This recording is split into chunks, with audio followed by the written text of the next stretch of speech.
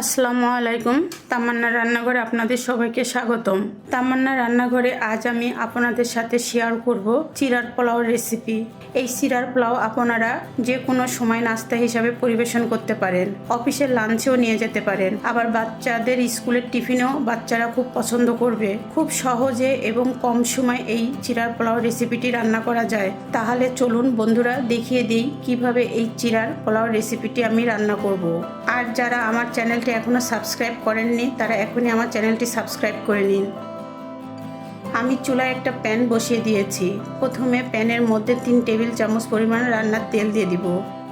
তেলটা গরম হয়ে গিয়েছে। এখানে আমি 1 টেবিল চামচ পরিমাণ কিশমিশ নিয়েছি। কিশমিশগুলো তেলের মধ্যে দিয়ে দিব। এখানে 1.5 টেবিল চামচ পরিমাণ কাজু বাদাম নিয়েছি, সেগুলো এখন এর মধ্যে দিয়ে দিব। একটু নেড়ে চেড়ে নিব।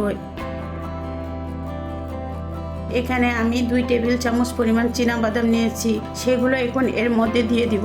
30 সেকেন্ডের মতো নেড়ে চেড়ে নিব।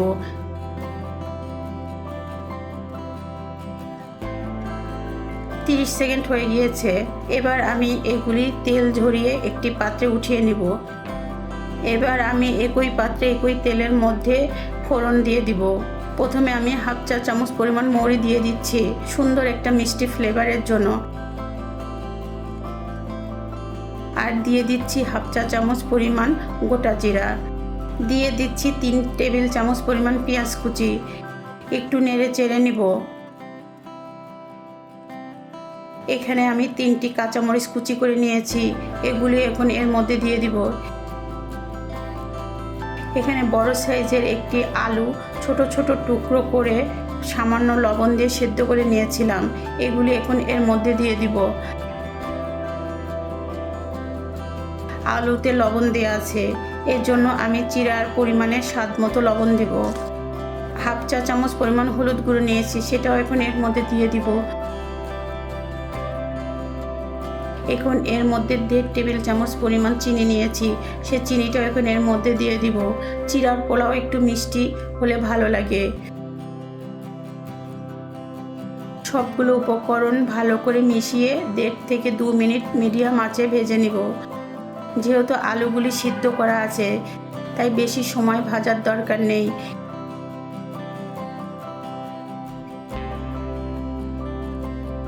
2 মিনিট হয়ে গিয়েছে।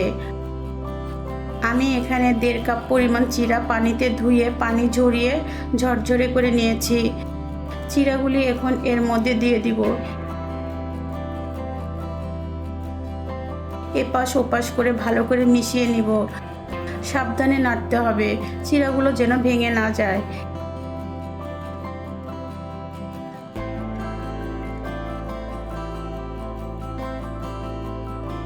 এখন ভেজে রাখা কিশমিশ, কাজু বাদাম ও চীনা বাদাম চিরার মধ্যে দিয়ে দিব। ভালো করে মিশিয়ে নিব।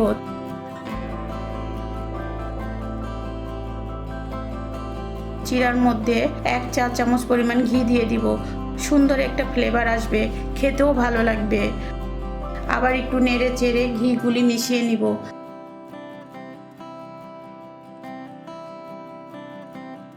দর্শক, চিরার পোলাও রান্না করা হয়ে গিয়েছে।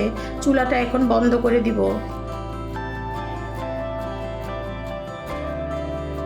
দর্শক, চিরার পোলাও পরিবেশনের জন্য একটা সার্ভিং ডিশে নামিয়ে নিব।